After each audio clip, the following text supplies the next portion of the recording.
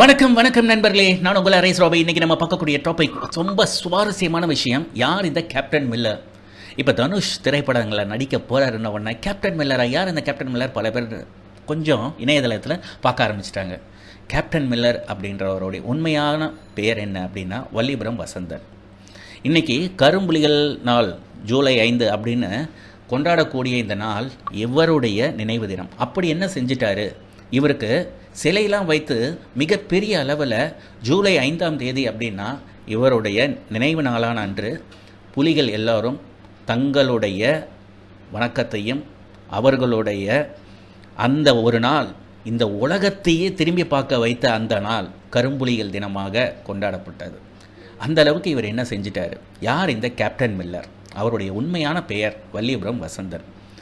இந்த படத்துக்கும் தனுஷ் படத்துக்கும் என்ன சம்மந்தம்? தனுஷ் படமும் இது ஒன்றா? அதை பற்றிலாம் நம்ம இங்கே பேச போகிறதில்ல.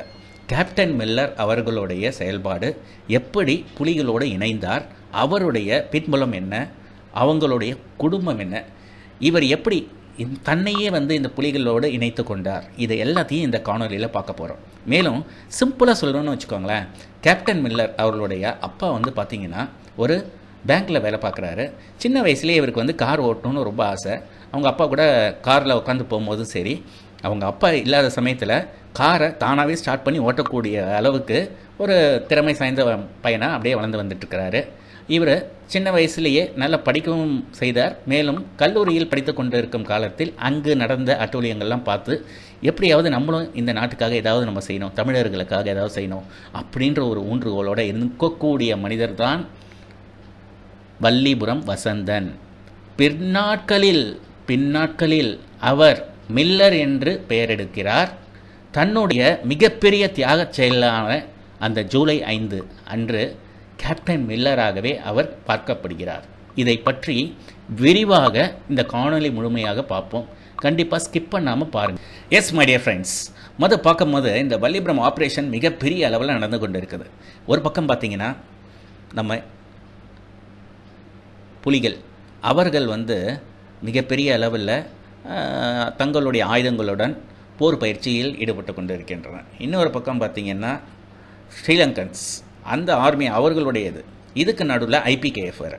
அப்போ நினச்சி பாருங்கள் எந்த அளவுக்கு இக்கட்டான சூழ்நிலையில் இப்பொழுது புலிகள் அவர்கள் இருக்கிறார்கள் என்று. இப்போ நம்ம முக்கியமான ஒரு சுச்சுவேஷன் என்னென்னா, வடமராட்சி ஆப்ரேஷன் 26 மே 1987 இது நடக்கக்கூடிய அந்த நாளில் பார்த்திங்கன்னா மிகப்பெரிய அளவில் சேதம் நடக்குது. புலிகள் அடித்து விரட்டப்படுகிறார்கள் அப்படின்னு ஒரு விஷயமே சொல்லலாம். ஏன்னா அந்த அளவுக்கு ஒரு மிகப்பெரிய ஆப்ரேஷன் நடக்குது, வடமராட்சி ஆப்ரேஷன். ஸோ இந்த ஆப்ரேஷன் நடக்கும் பொழுது புலிகளிடையே மிகப்பெரிய அளவில் அவங்களுக்கு போர் விமானங்கள்லாம் எதுவும் இல்லாத காரணத்தினால, மேலும் இந்த டேங்கிகள்லாம் அவங்கள்ட்ட கிடையாது. அப்படின்னு இருக்கும் பட்சத்தில் அவங்க மிகப்பெரிய அளவில் சேதம் அடைகிறாங்க. உடனே பார்த்திங்கன்னா ஸ்ரீலங்கன் ஆர்மி போட்ட பிளானு அடுத்தது, இப்போ நம்ம வடமராட்சி டோட்டலாகவே அது எல்லாத்தையுமே சுற்றி வளைச்சி மண்டித்தீவு, காரைதீவு, அதுக்கப்புறம் பார்த்திங்கன்னா மற்ற இடங்கள் எல்லாத்தையுமே சுற்றி இப்போ மேப்பில் போட்டிருக்கோம் பார்த்திங்களா, இதை எல்லாத்தையுமே சுற்றி வளைச்சிடலாம் அடுத்த பிளானை அவங்க போட்டிருக்காங்க. மேலே இந்த மீடியாவில் அப்போ அந்த என்ன சொல்கிறாங்கன்னு பார்த்திங்கன்னா, எல்லாரும் பயந்து ஓடிட்டாங்க, எல்டிடி இப்போ இங்கே இல்லை அப்படின்னு நினச்சிட்டு ஒரு சின்ன ஆப்ரேஷன் பண்ணலாம் அப்படின்னு பிளான் பண்ணிகிட்டு இருக்கிறாங்க. அப்போ அந்த சமயத்தில் தான் எல்டிடி மிக அருமையான ஒரு செயல்பாட்டில் இறங்குறாங்க. ஸோ நான் இங்கே ஏரோ மார்க் போட்டிருக்கேன் பார்த்தீங்களா ரெட் கலரில், அந்த இடத்துல நம்ம தாக்குதலை ஆரம்பிக்கலாம் அப்படின்னு அவங்க நினச்சிட்ருக்கிற சமயத்தில், இந்த சமயத்தில் என்ன ஆயிடுச்சுன்னா, கொஞ்சம் விவரமாக ஸ்ரீலங்கன் ஆர்மி வேறு இடத்துல சவ கச்சேரி அப்படின்ற இடத்துல அவங்களுடைய தாக்குதலை ஆரம்பிக்கிறாங்க. இந்த தாக்குதல் ஆரம்பிக்கும் பொழுது பார்த்திங்கன்னா மிகப்பெரிய அளவில் தாக்குதல் இருந்ததுனால பிரிகேடியர் சூசை மயிர் இலையில் அப்படியே உயிர் தப்புகிறார். ஜஸ்ட் அ மிஸ், நேரோ எஸ்கேப் அப்படின்னு சொல்லுவோம் பார்த்திங்களா, அந்த மாதிரி. இப்படி ஒரு இக்கட்டான சூழ்நிலையில் இந்த பக்கம் மிகப்பெரிய அளவில் சேதாரம் ஏற்படுது எங்கள் புலிகள் பக்கம். உடனே வேறு என்ன செய்வது அப்படின்னு பின்வாங்குறாங்க. பின்வாங்கி கொண்டு போகும் சமயத்தில் எப்படியாவது மற்ற புலிகளையாவது காப்பாற்றணும். அதே சமயத்தில் வடமராட்சி அணியோட தலைவர் ஒரு முடிவு எடுக்கிறார். இந்த சமயத்தில் நம்ம வந்துடுவோம், திரும்ப இன்னும் ஒரு போராட்டத்தை இறக்குவோம். அப்போ அந்த சமயத்தில் புலிகள் மிக வலிமையோடு மட்டும் இல்லாமல், அதாவது நம்ம வலிமையாக இருக்கிறத விட போர் தந்திரம் மிக்கதாக ஒரு விஷயத்தை நம்ம செய்யணும், அது வித்தியாசமாக செய்வோன்னு ஒரு முடிவெடுக்கிறாங்க. சரி, அப்போ இது வந்து மே 1987 வடமராட்சி அணியோட தலைவருடன் நம்ம பிரபாகரன் அவர்களும் இருக்கிறார். மேலும் இந்த சமயத்தில் பார்த்தீங்கன்னா ஸ்ரீலங்கன் ஆர்மி நாங்கள் ஜெயிச்சிட்டோம் அப்படின்ற ஒரு மிகப்பெரிய மெதப்பில் வந்து எல்லா இடத்துலையும் நம்மளுடைய கட்டுப்பாட்டில் தான் இருக்கிறது அப்படின்னு மீடியாவில் எல்லாத்துக்கும் சொல்லிடுறாங்க. இது புலிகளிடையே ஒரு மிகப்பெரிய தொய்வு தான். இருந்தாலும் நம்பிக்கையை விடலை, அடுத்த தாக்குதல் மிகப்பெரிய அளவில் இருக்கணும்னு திட்டம் தீட்டுறாங்க. உடனே தலைவர் அவர்கள் என்ன பண்ணுறாரு அப்படின்னா, வடமராட்சி அணை தலைவர் அவரையும் கூப்பிட்டு பலவிதமான ட்ரைனிங்லாம் அந்த இடத்துல எடுத்துக்கிறாங்க. அவர்களுடன் சேர்ந்து ஆலோசிக்கிறாங்க. இந்த முறை நம்மளுடைய தாக்குதல் மிகப்பெரிய அளவில் இருக்கணும். மேலும் பார்த்திங்கன்னா நம்மக்கிட்ட எந்த ஒரு விதமான வெப்பன்ஸ் எல்லாம் இல்லை, போர்க்கருவிகள் இருக்கக்கூடிய அளவுக்கு அவங்கள்ட்ட இருக்கிற அளவுக்கு நம்மள்கிட்ட இல்லை, டேங்கிகள்லாம் நம்ம பயல்களுக்கு ஆப்ரேட் பண்ணக்கூட தெரியல. இப்போ இதுக்கு என்ன செய்யணும் அப்படின்னு ஒரு பிளான். அப்போ என்ன பண்ணுறது அப்படின்னு யோசிச்சுட்டு இருக்கும் போது இந்த கொரில்லா வார்ஃபேர் மட்டும் பத்தாது அப்படின்னு நினைக்கும் பொழுது அதுக்குள்ளார அங்கே என்ன பண்ணிட்டாங்கன்னா ஸ்ரீலங்கன் ஆர்மி டோட்டலாக எல்டிடி எல்லாருமே வந்து தப்பிச்சு ஓடிட்டாங்க, கிளிநொச்சிக்கே ஓடிட்டாங்க. அப்போ இது எல்லாமே எங்களுக்கு ஃபுல்லாக எங்கள் கண்ட்ரோலில் இருக்குது அப்படின்ற மாதிரி சொல்கிற சமயத்தில் இப்போ தான் வந்து எல்டிடி வேறு விதமாக தங்களுடைய புலிகளுக்கு ஒரு மிக அருமையாக ஒரு ட்ரைனிங்கை கொடுக்குறாங்க. இந்த ட்ரைனிங் எப்படின்னா சாதாரண இது கிடையாது. இந்த சமயத்தில் இருக்கக்கூடிய தாக்குதல் இது கண்டிப்பாக வெற்றி அடையணும். மேலும் இதன் மூலமாக ஸ்ரீலங்கன் ஆர்மிக்கு ஒரு மிகப்பெரிய அளவில் பாடத்தை கற்பழித்து கொடுக்கணும் அப்படின்ற மாதிரி ஒரு இதுக்கு வராங்க. சரி, என்ன ஆக போகுது அப்படின்னு பார்க்கும் பொழுது யோசிக்கிறாங்க, என்ன பண்ணலாம், ஏது பண்ணலாம், எப்படி ஒரு அட்டாக். உடனே அந்த சமயத்தில் தான் வந்து எல்டிடியோட ட்ரைனிங்கை இன்னும் கொஞ்சம் வேகப்படுத்துகிறாங்க எல்லாரும். இவங்களுடைய ட்ரைனிங் வந்து பார்த்திங்கன்னா இன்றைக்கு இருக்கக்கூடிய நம்ம இந்தியாவே தேர்ட் வேர்ல்டு லெவலில் தேர்ட் ஆர்மியில் வந்து மிகப்பெரிய அளவில் இருக்குதுன்னு சொல்லிக்கிறாங்கல்ல, இந்தியாவே வந்து கொஞ்சம் அசரந்து அப்படி பார்க்குற அளவுக்கு அவங்களுடைய ட்ரைனிங் இருந்தது அப்படின்னு சொல்லப்படுது. ஸோ இந்த ட்ரைனிங் வந்து அதோடு இருந்துச்சா அப்படின்னா அதுக்கான தாக்குதல் ஒரு ப்ளூ பிரிண்ட் இருக்குல்ல, அது என்ன பண்ணுறது, நம்மள்கிட்ட இருக்கிறது குறைவான ஆட்கள் இருந்தாலும் வலிமை மிக்கவர்கள், அதில் எந்த ஒரு சின்ன சந்தேகம் கூட தேவையில்லை அப்படின்றது அவங்களுக்கு தெரியும். தன்னுடைய இன்னுயிரையும் தியாகம் செய்கின்ற அளவுக்கு மனப்பான்மை உள்ளவர்கள். மற்றவங்கெல்லாம் அப்படி கிடையாது. அதாவது ஸ்ரீலங்கன் ஆர்மி சோல்ஜர்ஸாக இருந்தாலும் சரி, ஐபிகேஎஃப் சோல்ஜர்ஸாக இருந்தாலும் சரி, அவங்களுக்கெல்லாம் கொஞ்சம் உயிர் பயம் இருக்கும். ஆனால் இவங்களுக்கு அந்த பயன்றதே கிடையவே கிடையாது. இப்போ என்ன பண்ணலாம் அப்படின்னும் பொழுது ஒரே ஒரு விஷயந்தான், சூசைட் பாம் அட்டாக். இந்த உலகமே திரும்பி பார்த்தது. கொரில்லா வார்ஃபேர்லாம் வந்து சேக் பேரா, ஃபிடல் காஸ்ட்ரோ அதெல்லாம் பார்த்துருக்காங்க. ஆனால் மொத ஒரு சூசைட் பாம் அட்டாக்கை ஒருத்தவரை செலக்ட் பண்ணணும், யார் பண்ணுறதுன்னு சொல்லிட்டு சீட்டுக்குலுக்கி போடுறாங்க. அந்த சமயத்தில் ஒரு பேர் வரப்போகுது. ஆனால் அந்த கையை தடுத்துட்டு ஒருத்தர் அதை எடுக்கிறாரு. ஏன்னா ஒரே ஒரு விஷயம், என்ன தான் நம்ம சண்டை போடுறதா இருந்தாலும் சரி, அதை விட சூசைட் பாம் அட்டாக் தற்கொலை படையாக மாறுவது அப்போவே இந்த கரும்புலிகளுக்கு ஒரு கமா போட்டாச்சு. அந்த சமயத்தில் யோசிச்சுட்டு இருக்கிற சமயத்தில் யாரை நம்ம செலக்ட் பண்ணுறது அப்படின்னு பார்க்கும்போது உள்ளே வருகிறார் நமது ஹீரோ வசந்தன், வல்லிபுரம் வசந்தன் என்னும் கேப்டன் மில்லர். அவரும் திலீபன் தான் ஆக்சுவலாக வந்து இந்த அட்டாக்குக்கு சூசைட் பாம் அட்டாக்கில் போக வேண்டியது. ஆனால் அவர் கையை பிடிச்சிட்டு நான் இதில் இறங்கி இந்த வேலையை அருமையாக செய்கிறேன் அப்படின்னு சொல்கிறாரு வசந்தன் அவர்கள். ஸோ இந்த சமயத்தை, இந்த தருணத்தை அப்படியே யோசித்து பாருங்கள். தன்னுடைய நண்பன் ஒருவன் இல்லை நான் போகிறேன் நீ இரு அப்படின்னு சொல்லிட்டு அவர் எடுக்க செய்கிறாரு. வசந்தன் அவர்களை பொறுத்த வரைக்கும் பார்த்தீங்கன்னா கேப்டன் மில்லராக ஆவதற்கு முன்பு, அதாவது ஒரு எந்த ஒரு இந்த மாதிரி ஒரு விஷயத்தில் வந்து சேர்றோம், இப்போ எல்டிடி போன்ற பல விதமான போர் செய்கின்ற விதமான இருக்கவங்களாம் இருக்கிறாங்க. ஆனால் இருந்தாலும் பார்த்தீங்கன்னா அவங்களுக்கு பேர் மாற்றம் படும். இவர் பேர் முதல்ல உள்ளார வரும்போது வசந்தன் இருந்தாலும் சரி, இவருக்கு பேர் வந்து மில்லர் அப்படின்னு கொடுக்குறாங்க. இப்போ இந்த மில்லர் வந்து எப்படி கேப்டன் மில்லராக ஆகிறாரு அப்படின்னு தான் பார்க்க போகிறோம். அடுத்து ஜூலை 5, 1987 ஸ்ரீலங்கன் ஆர்மியோட அட்ராசிட்டிஸ், ஐபிகேஎஃப் அட்ராசிட்டிஸ் ஒரு பக்கம் ரொம்ப வேகமாக தள்ளிக்கிட்டு வருது. இவங்களும் பின்னோக்கி போகக்கூடிய சமயம். ஸோ இதை எப்படியாவது முறியடைக்கணும் அப்படின்னா ஒரே இது தற்கொலைப்படை. ஸோ முதல் கரும்புலியாக வேகம் எடுத்து புலிகளுக்கு மிகப்பெரிய அளவில் வெற்றியை கொடுத்தவர் யார் அப்படின்னு பார்த்தீங்கன்னா நம்ம வல்லியபுரம் வசந்தனான கேப்டன் மில்லர். ஆமாங்க, கேப்டன் மில்லர் அவர்கள் தேர்ந்தெடுத்த போது இந்த ஜூலை 5, 1987 7 மணிக்குள்ளே தாக்குதலை நடத்திடணும்னு முடிவு பண்ணுறாங்க. ஏன்னா அதுக்குள்ளார வந்து அங்கே இருக்கக்கூடிய ஸ்ரீலங்கன் ஆர்மியில் இருக்கக்கூடிய சோல்ஜர்ஸ்லாம் வந்து சாப்பிட போயிடுவாங்க. உடனேங்க இதை எப்படி கொண்டு போகிறது அப்படின்னும் போது மேஜர் விசு அவர் வந்து இதற்கு முன்னு எல்லா விஷயம் டைரக்ஷன் பண்ணுவார். ஸோ அவர் சொல்லக்கூடிய டைரக்ஷன் படி தான் வந்து செயல்படணும். யார்? நம்ம இன்னும் ஒரே ஒரு விஷயம், ஸ்ட்ராட்டஜி எல்லாமே பிளான் பண்ணிட்டாங்க.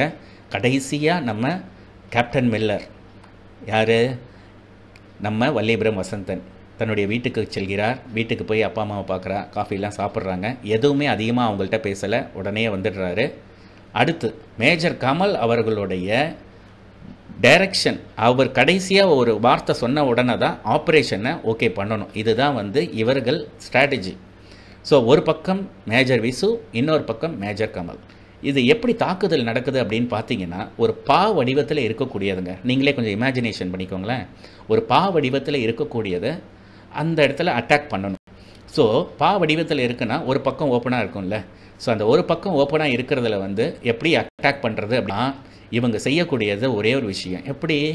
அப்போ அங்கே இருக்கக்கூடிய ஒரு பக்கம் இராணுவ வீரர்கள் இருப்பாங்க, மேலே டேங்கர் அந்த இதெல்லாம் வச்சுருப்பாங்க.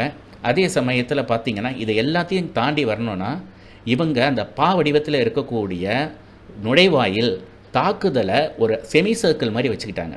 இந்த செமி சர்க்கிள் மாதிரி வச்சுருக்கிற சமயத்தில் அப்படியே தாக்குதல் நடத்தி வந்துட்டுருக்கிற சமயத்தில் அந்த பின்னாடி இருக்கக்கூடிய ஒரு லாரி மாதிரி, அதாவது ஸ்ரீலங்கன் ஆர்மி மாதிரியே பெயிண்ட் அடித்து நீட்டாக அதே மாதிரி வச்சுருக்காங்க. அதில் இருக்கக்கூடிய வெடிபொருளை எடுத்துகிட்டு வந்து வேகமாக வந்து இடிக்கணும். இதுதான் வந்து நம்ம கேப்டன் மில்லருக்கு கொடுத்த அசைன்மெண்ட். இதை வந்து என்ன பண்ணுறாரு கமல், மேஜர் கமல் சொன்ன பார்த்தீங்களா, அவர் எல்லா பாதைகள் எல்லாத்தையுமே ஃப்ரீ பண்ணி விட்டுட்டு வந்துக்கிட்டே இருக்கார்.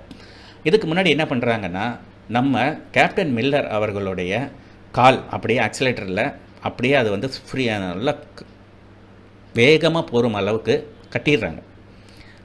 அடுத்து இன்னொரு விஷயம் என்ன பண்ணுறாங்க அப்படின்னா அவருடைய உடம்பு ஸ்டேரிங் கை இருக்குல்ல, அதுவும் ஸ்ட்ரைட்டாக போகணும் அப்படின்ற மாதிரி இருக்கிறதுக்கு அவரை வந்து அப்படியே வந்து அந்த கைகளையும் வந்து அந்த ஸ்டேரிங்கில் கட்டி போட்டிருக்காங்க. இப்போ என்னன்னா ஸ்டார்ட் பண்ணி அவர் நல்ல ஒரு அழுத்துறாரு அப்படின்னா வண்டி வேகமாக போய்கிட்டே இருக்கும்.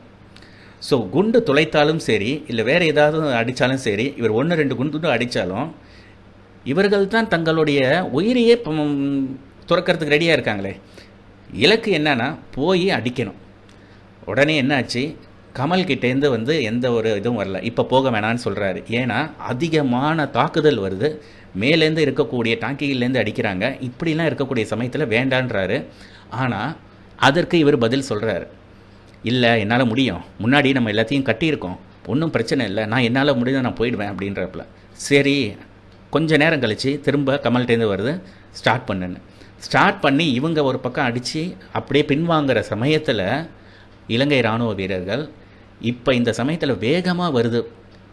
இந்த லாரி வேகமாக வந்து வெடிபொருளை ஏற்றிட்டு வர்றது என்ன எப்பயும் இல்லாமல் ரொம்ப வேகமாக வருது. இது நம்ம லாரியா இல்லை என்ன, இது இராணுவ லாரி மாதிரியே இருக்குது, ஆனால் இவ்வளோ வேகமாக வரக்கூடாது அப்படின்னு சொல்லிட்டு ஒரு பேரிகார்டு மாதிரி போடுறாங்க. அந்த பேரிகார்டை அடித்த உடனேயே அவங்களுக்கு சந்தேகம் வந்துடும், இல்லை இது ஏதோ நடக்க போகுதுன்னு. ஒரு பக்கம் தாக்குதல் லைட்டாக நடந்துகிட்ருக்கு, ஆனால் பேரிகார்டு வேகமாக வருது. இந்த மாதிரி ஒரு தாக்குதல் அவங்க நினைச்சு கூட பார்க்கவே இல்லை தங்களுடைய வாழ்நாள், இப்படி ஒரு தாக்குதல் நடக்கும்னு. அந்த பேரிகார்டை இடித்து உள்ளே வந்து நுழைக்கிறதுக்குள்ளார குண்டுகள் பாயுது கேப்டன் மில்லர் மேலே, அவர் இறந்துடுறாரு. ஆனால் வண்டி வேகமாக வந்ததில் இடித்து மிகப்பெரிய அளவில் சேதாரத்தை உருவாக்குது. இப்போ தாங்க இந்த ஒரு இன்சிடெண்ட்டு தான் ஒரு மிகப்பெரிய அளவில் உலக அளவில் பேசப்படுது. இப்படியும் வந்து ஒரு போராளிகள் குழு இருப்பார்களா அப்படின்ற ஒரு விஷயம். ஆம் நண்பர்களே, அன்றைய தினம் ஸ்ரீலங்கன் ஆர்மி இவங்களுடைய அட்ராசிட்டிஸ்க்கு ஒரு மிகப்பெரிய அளவில் ஒரு முற்றுப்புள்ளியை வைத்த ஒருத்தவர் அப்படின்னே சொல்லலாம். எப்படின்னு பார்த்தீங்கன்னா இந்த தாக்குதல் மூலமாக அவர்களுக்கு கிடைத்த பலவிதமான கருவிகள், டேங்கிகள், இதை எல்லாத்தையும் கைப்பற்றி வராங்க. அதற்கப்புறம் பார்த்தீங்கன்னா அந்த நாள் ஜூலை 5, 1987 நாள் அது கரும்புலிகள் தினமாகவும் கேப்டன் மில்லருக்கு சமர்ப்பணமாக தலைவர் பிரபாகரன் அவர்கள் அறிவிக்கிறார். இப்படி இருக்கக்கூடிய இந்த சூழ்நிலையில்தான் கேப்டன் மில்லர் அவர்களுக்கு ஒரு உருவ சிலை ஒன்று ஜூலை 5ஆம் தேதி 1987க்கு அப்புறம் ஒவ்வொரு நாளும் அனுசரிக்கப்படுகிறது.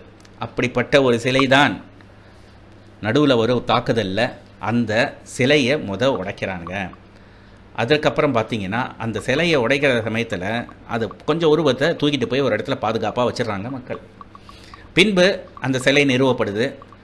பிரபாகரன் இறப்புக்கு பிறகு அப்படிப்பட்ட ஒரு சிலையும் அந்த ஒரு இடமும் இருக்கவே கூடாது அப்படின்னு சிங்கள நாய்ங்க இருக்கானுங்க பாருங்க, அவங்க பிளான் பண்ணி அப்படி ஒரு இடமே இல்லாத அளவுக்கு தரமட்டமாக ஆக்கிட்டாங்க. இன்றைக்கி நம்ம போனால் கூட அதை பார்க்க முடியாது அந்த இடத்துல. அப்படிப்பட்ட ஒரு வெறி செயலைத்தான் சிங்களத்தர்கள் செய்திருக்கிறார்கள். இப்போ கேட்கும் போதே நமக்கு இவ்வளோ அளவுக்கு கொஞ்சம் கோபமும் ஆத்திரமும் வருதில்ல. ஆனால் இவங்க செய்த இந்த தாக்குதல் ஒரு பக்கம் மற்றவர்களுக்கு வன்முறையாக தோன்றலாம். ஆனால் சிங்கள நாய்ங்க என்னென்னலாம் செஞ்சாங்க அப்படின்ற ஒரு விஷயத்த இன்னொரு காணொலியில் பார்த்தோம், நீங்கள் கேட்டிங்கன்னு வச்சுக்கோங்களேன், அந்த அளவுக்கு உங்களுடைய ரத்தம் கொதிக்கும். என்னதான் இருந்தாலும் இந்த காணொலி கேப்டன் மில்லருக்காகவும் வல்லிபுரம் வசந்தன் ஆகிய கேப்டன் மில்லருக்கு ஒரு சமர்ப்பணம். இந்த காணொலியை நீங்கள் விரும்பி பார்த்துருப்பீங்கன்னு நினைக்கிறேன். கேப்டன் மில்லர் அப்படின்னு ஒன்று ஒரு படத்தோட தனுஷ் நடிக்கிறாரு அப்படின்லாம் இல்லாமல் வரலாற்றை பாருங்கள். வரலாற்றில் என்னென்ன போராட்டம்லாம் நடந்திருக்குது, இதை பார்த்து நிறைய விஷயங்களை தெரிஞ்சுக்கோங்க. இதுதான் நான் மாணவர்களுக்கும் இளைஞர்களுக்கும் என்றும் சொல்வது. சினிமா அப்படின்றது ஒரு ரியல் ஹீரோவை மட்டும்தான் நீங்கள் பார்ப்பீங்க.